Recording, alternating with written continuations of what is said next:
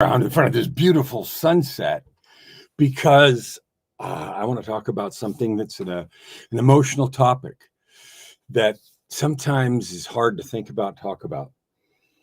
I don't know about you, but most of us have done some things that were hard, that were sad, that were things that we wish we hadn't done, or said things we wish we hadn't said. And we ache and we yearn to fix them, and we can't. Like most things that we do that cause a lot of pain for others or for ourselves really can never be fixed. And by fixed, I mean you can't undo what's done. You can't rewind the past. If I take something from someone, if I steal something, yes, I can give it back. Yes, I can give it back double. But the big damage is the trust, the loss of faith, the shock of betrayal. If someone cheats on a partner, it doesn't matter how stupid or how drunk or how whatever, the seed of mistrust is there. If someone is unkind to someone and belittles them or hurts them or wrecks a career or damages reputation, those things, you can work as hard as you want to, quote, fix, but they don't go away. So what do you do? And there's two sides to this coin. There's a relationship piece, and then there's this internal piece that is so complicated, only it isn't. It seems complicated. And I'm going to talk about it because I have a lot of experience with this. I wrote a book about it even called Forgiveness, A Journey of Courage to a Place of Freedom and Power. And it's on Amazon if you want to read about it. And it's a lot of good stuff about what forgiveness is, what it isn't, how to get there. Now, this isn't a speech. That book isn't a book. This isn't a video about how to convince someone else that you deserve forgiveness. Because forgiveness isn't about whoever you hurt running up and saying, oh, it's okay, I forgive you. It really isn't about that, even though it seems like it might be, oh, if they just forgave me, I'd be okay. No, you wouldn't. And I'll tell you why. You don't actually know, you will never know what's going on in the heart of the other person. I've had people say, I forgive you. They don't really. They think they say it because they think they're supposed to, or they really want to. But the trust and the deep connection is not back. So what do you do? And then you, the person that made a mistake, you're wondering forever, is there ever such a thing as really fixing stuff? Can anything ever really be fixed? Well, that's a really important question, because you know what happens when you or I live with this burden of not fixed? We live like half a soul. We live not always thinking about it, of course not. But the pain of what is there comes back sometimes. Oh, that happened. I did that. Selfish, stupid, dumb. Maybe it was an accident, but often it's something you did on purpose, where you hurt someone you love, or someone who loves you, and you do something wrong. And maybe at the time you thought it was justified. Maybe you thought they deserved it. Maybe you thought you were falling out of love, and you cheat on your partner, or you do whatever it is. And you get to a place where you want to fix it and you can't. So then what do you do? Well, let's talk about that, because that's really, really, really important. Because as long as you or I carry that burden of sadness or pain, you're never full in your power. Your power is never back fully. You always carry this baggage. And then things like, well, if people only knew that I had done thus and such, or people knew how creepy or stupid or wrong I was or have been in the past, they wouldn't like me, they wouldn't trust me, they wouldn't, all those things, right? And there's a lot of sides to that, but it's really important to address it and to talk really about it, because you know what? When people know, maybe they won't trust you. Maybe those fears you have are exactly right. And I'm not sitting here pretending that no matter what you do, you can make somebody else forget what you've done. or somebody that you didn't even hurt, if they know something about, well, I can never trust you because you XYZ, maybe that will happen. And so here's the question. Do you or I want to live our lives forever in the fear of what somebody will think if they knew whatever we did in the past? Do you want to live like that? You're free to live like that, but it's not very productive and it's not very happy. And it certainly robs you and me of our ability to do what we can do, add good to the world, serve people, even make money and have success in life and happiness. So there's an alternative. So let's talk for a minute about what forgiveness is and what it isn't. Forgiveness isn't absolution from something you did. Only God can do that. Maybe you skate on a legal penalty. Maybe you did something in the past. When I had a lot of drug problems, there were a lot of times I could have been arrested and put in jail for a long time for the stuff and the quantities of things that I had. I skated on those. I never got arrested. I never did that. But it doesn't mean the guilt and the shame isn't there. It doesn't mean that I couldn't run around thinking, well, if people only knew what had happened in my past, they wouldn't trust me. They wouldn't like me. You know what? Maybe they won't. I had 3 failed marriages. I wasn't a very good partner. I was deep in depression that I suffered for 35 years and didn't even know, didn't get help, didn't get treatment because I was too stuck in the need to hate myself. So I always created problems. If I had success in careers, I wrecked it. I did something stupid to get in trouble and end the opportunity. And then I'd build it again and do it again and again and again. I had relationships over and over again that I spoiled.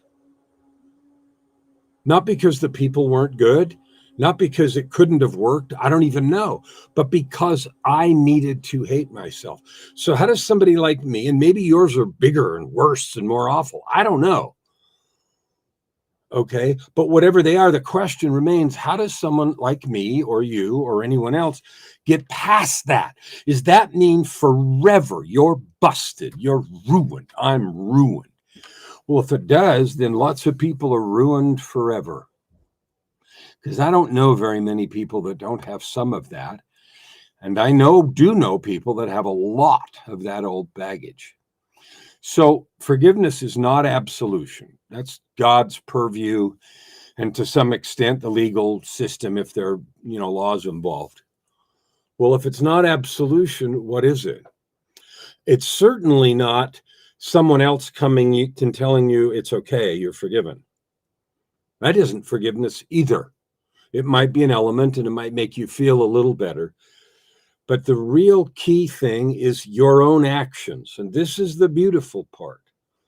You're not pretending something didn't happen that was awful. You have to fully acknowledge it. You or I were in fact the person that did those things or said those things. You were. There's a play, a Shakespeare play that's, I can't remember, As You Like It, I think is the name of it. And in that play, there are 2 brothers and they hate, the older brother hates the younger brother. And I don't remember the details of why. He hates the younger brother and he's always trying to kill his little brother, right? And his little brother never gets killed. And then later in the play, somehow the older brother's in trouble, got, serious trouble. And the younger brother comes to his rescue, saves his life. Now, this is the younger brother who, the older guy keeps trying to kill him and he comes and saves his life. And that affects the older brother so profoundly that he changes completely. His life is completely different. And later, there's a couple of ladies that say to the older brother, what's happened to you? Weren't you the guy that kept trying to kill you? Like, what? What happened? And he says a very easy and succinct line, and I want to talk about it. He said, "'Twas I, 'tis not I." Meaning that used to be me and I'm not now. That used to be me and I'm not now. This gets to the fundamental core. Can people change? We have sayings, a leopard can't change its spots. A zebra can't change its stripes. That is fundamentally wrong. Your spirit, your heart, your intention, who you've been can change. Whatever you did is what you did, but your personality isn't tattooed. You weren't born that way. And anything you learned, you can unlearn. So that's fundamental truth number one. Nothing is permanent except, God's purview. I'm talking about that in terms of our stuff. So yes, you can change. Now, here's the key. Whether your changes impress someone else or someone else even believes that you've changed doesn't matter. Your change is yours alone. Another person, someone you heard or someone else, may or may not believe it and may or may not accept it. I'll give you a personal example. When I got off cocaine in 2007, raging coke addict, $3,000 a week some weeks. Okay, that bad. My kids who knew about it didn't believe me because they'd seen efforts before, and I had a 50-day clean streak, a 100-day clean streak. They didn't believe it. And that went on for years. Now, this is in 2007. So this minute, as I sit here today, August of 2022, I'm 15 years off that stuff. But for the first several years, they didn't believe it. They thought I was faking and lying and pretending and so forth. That didn't change the fact that I was clean. It just meant XYZ didn't believe it. Now, it was hard for me because they were people close to me, people I wanted to be in my life. But that is their choice. So whether someone ever accepts your apologies, your amends that you try to make, or your heartfelt change doesn't even matter. This is about your ability and my ability to live to our full potential. So and some of my kids still don't talk to me. And I love them and I will do anything I need to. And I've made all the amends I can, apologize, everything else. But if you let someone else's spiritual journey, their ability to forgive or their ability to let things go or their ability to accept change, if you or I let that determine our possibilities right here, right now, we're going to be stuck forever. And we've handed the keys to our kingdom to somebody else. It's just that simple. So you do make whatever amends you can. You do change who you are being and how you show up and your habits and language and practices. And you apologize where you can and you fix stuff where you can if you broke something or took something or whatever. But most of that stuff cannot be fixed. You can't repair trust. You don't go buy it in an Amazon box and tape it back together again. Both parties have to make a conscious choice to allow trust to happen. People say it's earned over time. Well, it is, but only if people let it. If people choose to keep suspicion at the top of the list, then they do. That's not your choice. So here's what I know. And if you really want to dive deep in this, get that book, Forgiveness. It's on Amazon. A Journey of Courage to a Place of Peace and Power, because it changed my whole life and the lives of many that I know. So you can either stay stuck in a broken, bleeding, sorrowful, oh no, place, or you can forgive yourself. That's not pretending it didn't happen. It's accepting the consequences, which means if someone never wants to see you again, then they never want to see you again. And you can let that fact wreck the rest of your life or allow them their own spiritual journey. Here's what I know, and what you see all the time in books and stories and movies. People have their own journeys. They wake up. They come to a place where they say, oh, wow, I want to reestablish. I want to look into that. I want to see what else is possible. And so what I can tell you is trust can be rebuilt. That takes both people. Relationships can be reestablished. It takes both people. But in the meantime, me, do everything you can and then forgive yourself. Secure in the knowledge that you are different.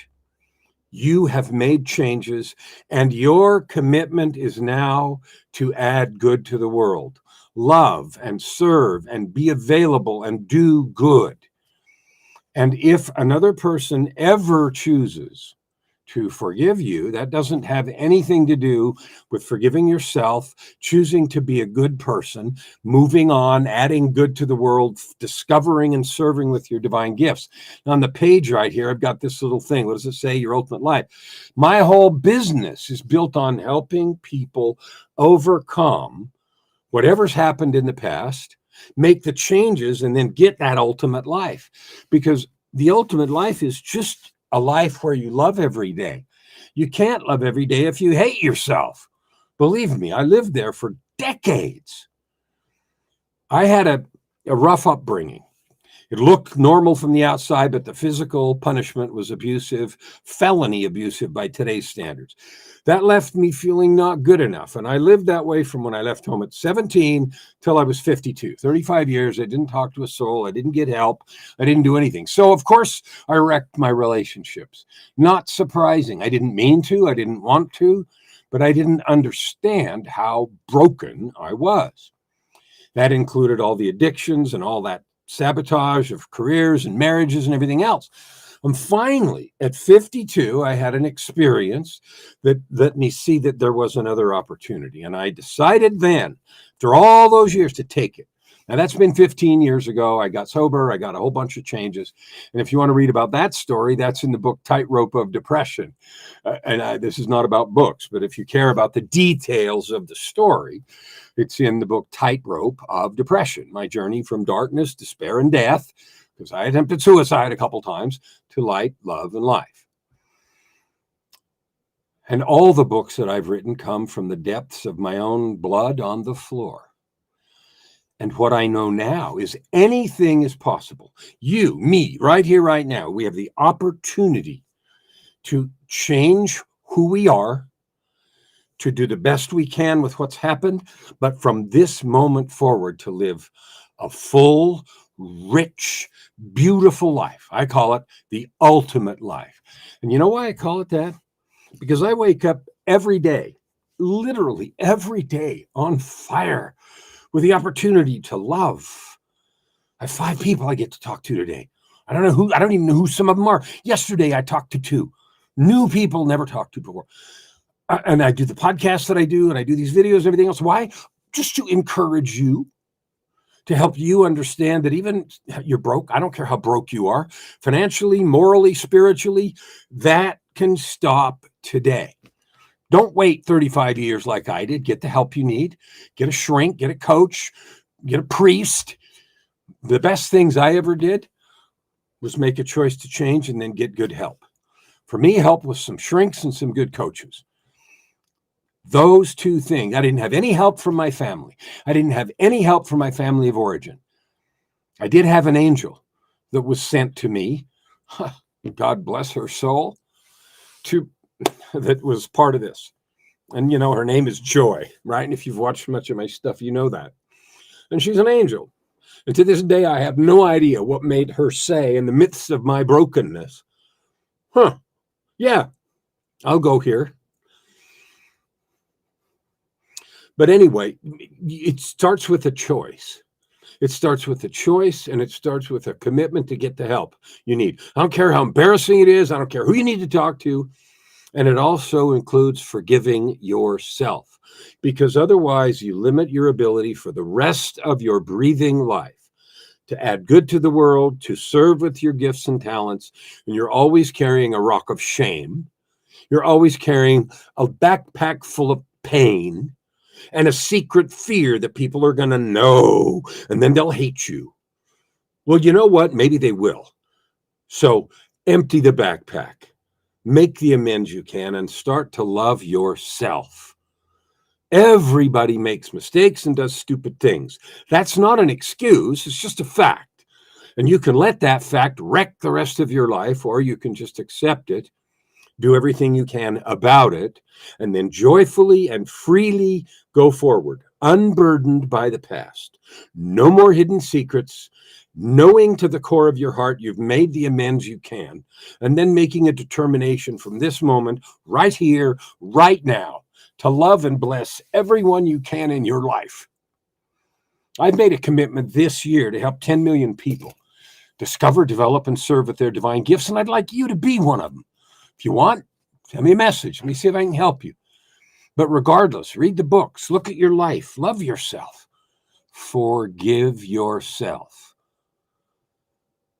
That will make all the difference. And I can promise you, a completely new life awaits you.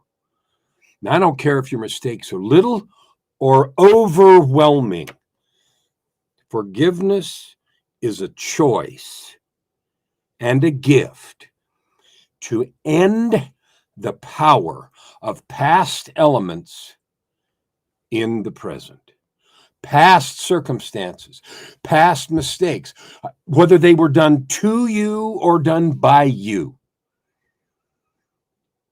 It is a choice to end the power of those past events done to you or done by you in the present moment, so that you can love and serve and live a full and rich life, your ultimate life. With all the love and truth in my heart and eyes and tongue, I can promise you that's available, and forgiveness is the door. We'll see you tomorrow.